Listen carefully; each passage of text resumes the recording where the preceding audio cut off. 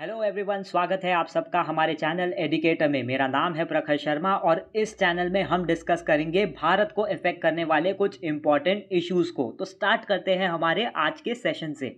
अभी रिसेंटली खबर आई कि भारत में बना multi barrel rocket launcher Pinaka को अपना फर्स्ट इंटरनेशनल बायर मिल चुका है। अर्मेनिया, जिसके काफ़ी लंबे समय से टेंशन चल रहे अजरबैजान के साथ, उनकी मिलिट्री को काउंटर करने के लिए ये स्टेप उठाया गया है अर्मेनिया की लीडरशिप द्वारा। लेकिन जहां ऑलरेडी इतने बड़े बड़े प्लेयर्स इंटरनेशनल मार्केट में हैं, उन्हें छोड़कर आखिर अर्मेनिया की सरकार, वहां की डिफेंस एस्टैब्लिशमेंट ने भारत से मिसाइल सिस्टम परचेज करने का फैसला क्यों किया, इस पर भी हम डिटेल से चर्चा करेंगे।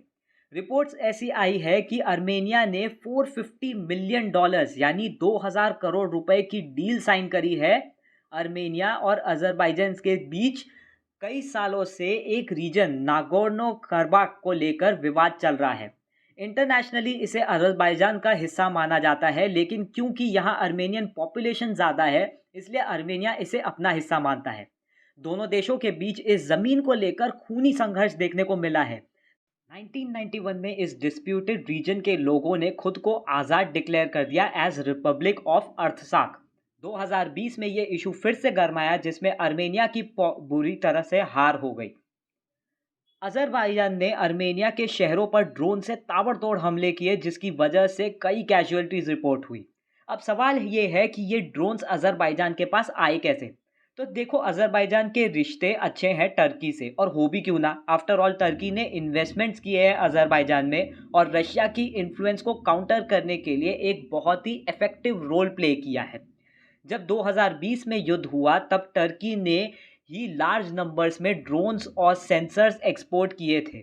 नतीजा, अजरबैजान ने इस एक महीने तक चले युद्ध में हजारों अर्मेनियन सिविलियंस की जान ले ली और नागोर्नो कराबाख पर अपनी पकड़ को और भी मजबूत कर दिया।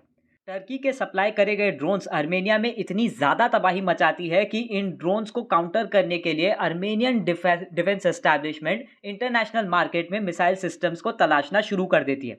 अब जाहिर सी बात है, टॉप प्रोड्यूसर्स ही अर्मेनिया की फर्स्ट चॉइस होगी, तो कायदे से अर्मेनिया को रशिया या फिर यूएस के पास जाना चाहिए था। रशिया की तरफ से मिसाइल्स प्रोक्योर करने में होप्स तब क्रैश हो गए जब पुतिन ने यूक्रेन पर वॉर डिक्लेयर कर दिया। जहां तक बात यूएसए की है, तो भाई आखिर रशिया के एलाय को अमेरिका क्यों हथियार प्रोवाइड करने लगा भारत के multi barrel rocket launcher Pinaka का। अर्मेनिया की defence forces predominantly Soviet era defence systems को यूज करती है। ये सेम हालत भारत की भी है। ये भी एक बड़ी वजह है कि अर्मेनिया क्यों भारत की तरफ रुख करने लगा मिसाइल सिस्टम्स को परचेज करने के लिए। टॉक्स अंडरवे है up to supply Pinaka mark 1 category missiles. इसका मार्क 2 वर्जन भी है, लेकिन फिलहाल ये अंडर डेवलपमेंट है। सबसे अच्छी बात यह है कि इसकी हालात तेजस जैसी नहीं है। प्रोडक्शन कैपेसिटी वेल एस्टैब्लिश्ड होने के कारण we can easily export this missiles without affecting our readiness. जहाँ तक पिनाका की बात करें, तो इसका नाम भगवान शिव के धनुष पर पड़ा है। इसकी रेंज 38 किलोमीटर बताई जाती है और इसकी पेलोड कैपेसिटी 100 केजी है। पिनाका का डेवलपमेंट डीआरडीओ यानी डिफेंस रिसर्च डेवलपमेंट ऑर्गेनाइजेशन ने किया था to replace Russian made Grad BM-21 missiles. ये same system currently Armenia use करती है and it has been very unsuccessful against drone attacks. Pinaka को प्रिसाइजली ड्रोन अटैक सर्वाइव करने के लिए ही बनाया गया है। इसकी शूट एंड स्कूट कैपेबिलिटी एक बड़ी वजह है इस डील की। दूसरा कारण है low cost production, availability and simplicity of operations. Purchase की वजह अब चाहे जो भी हो, लेकिन इस डील से इतना तो साफ हो गया है कि दुनिया यूनिपोलर से हटके मल्टीपोलराइजेशन की तरफ बढ़ रही है, जिसमें सुपर पावर का स्टेटस अब सिर्फ एक देश के पास नहीं है।